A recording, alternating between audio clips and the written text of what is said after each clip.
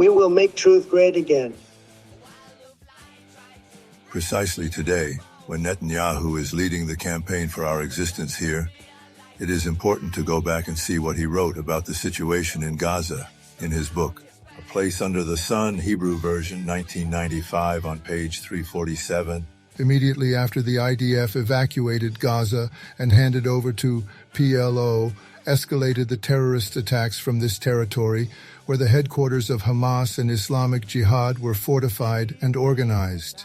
The removal of the main responsibility for the war against Islamic terrorism from the hands of the IDF and entrusting it to the PLO turned Gaza into a stronghold of Islamic terrorism. After the Oslo Accords, Gaza became a base for terrorism, from which terrorists launch bloody attacks on Jews in all parts of the country. Absolutely, there may be power struggles between Hamas and the PLO.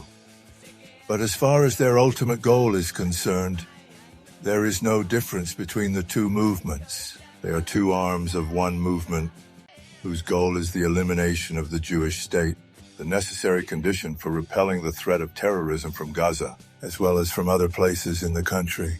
It is the return of full freedom of action in these territories to the IDF and the security forces, including the unlimited possibility of countermeasures, hot pursuit, and intelligence operations, without which it is not possible to fight terrorism. These words of Netanyahu stood for years, in stark contrast to almost everyone, the security and military officials, who claim that Hamas is not interested in war, and therefore troops should not be brought into Gaza, and by their recommendation, not to mention their order, Netanyahu's recommendations were not carried out even by Netanyahu himself.